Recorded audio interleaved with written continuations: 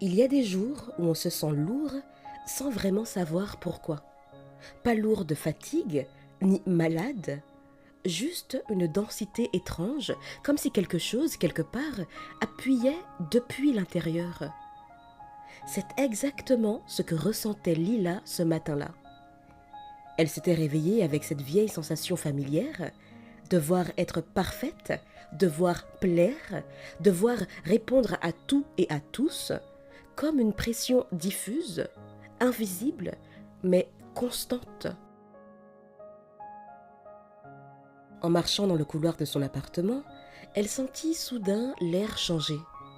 Une porte qu'elle n'avait jamais remarquée auparavant était apparue sur le mur. Une petite plaque qui était accrochée, gravée d'un nom qu'elle n'avait jamais entendu. La chambre des pois cachés. Intriguée, elle posa la main sur la poignée. Une chaleur douce se diffusa immédiatement dans sa paume, comme une invitation. Elle entra. La pièce était vaste, étonnamment vaste, bien plus grande que son appartement. Un plafond haut, des murs couleur sable et un sol de pierre claire légèrement scintillant. Mais ce qui retint son attention, c'était ce qui pendait tout autour. Des dizaines de petits pois suspendus à des fils dorés, comme des mobiles immobiles.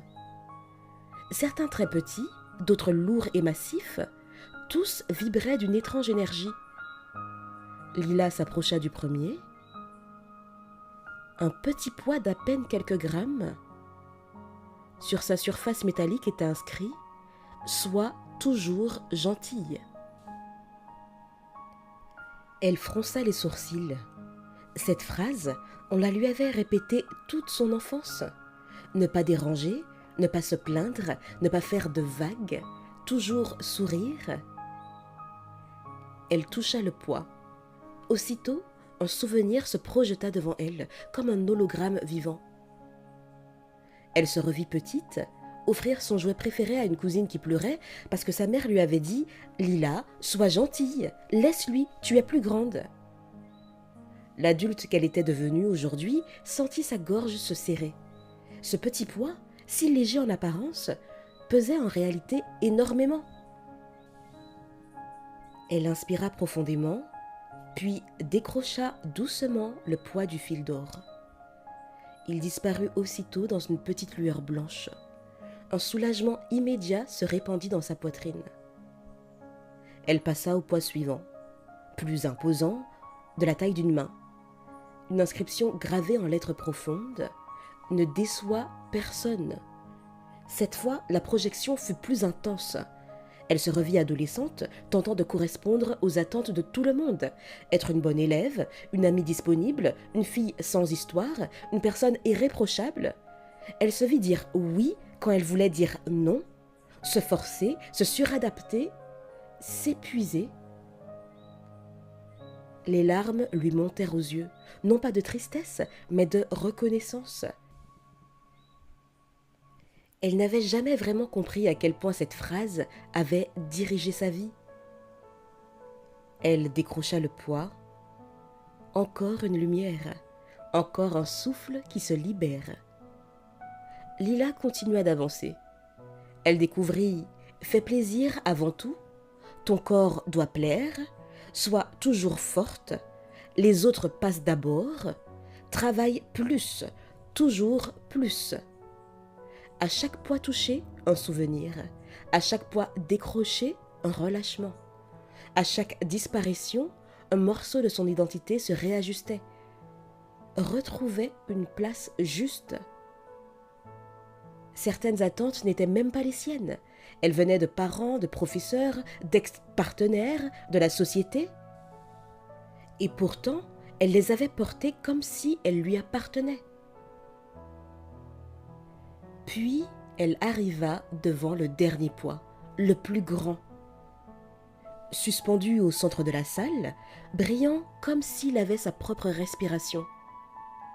Sur sa surface, une phrase simple, mais terriblement lourde. « Sois parfaite ». Lila posa les doigts dessus.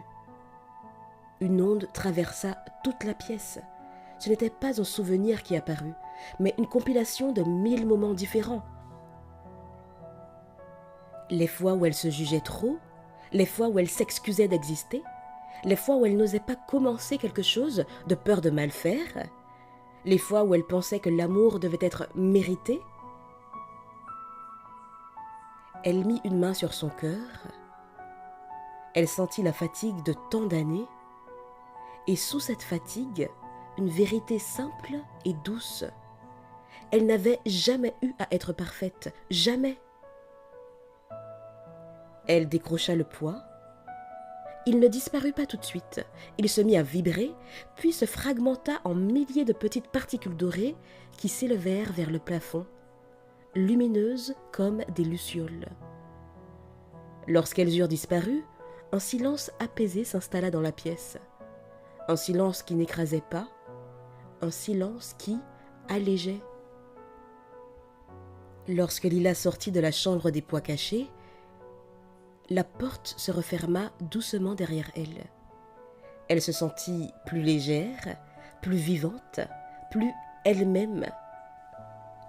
Cette journée marquait peut-être le début d'une nouvelle façon de vivre, non pas en portant les attentes des autres, mais en choisissant consciemment les siennes. Elle murmura dans le couloir, presque pour elle-même, « Je n'ai plus besoin de porter ce qui ne m'appartient pas. » Et pour la première fois depuis longtemps, elle se sentit libre. Merci d'être là. Si vous voulez découvrir de nouvelles histoires, pensez à mettre un j'aime et à vous abonner. Je vous dis à bientôt et d'ici là, prenez soin de vous.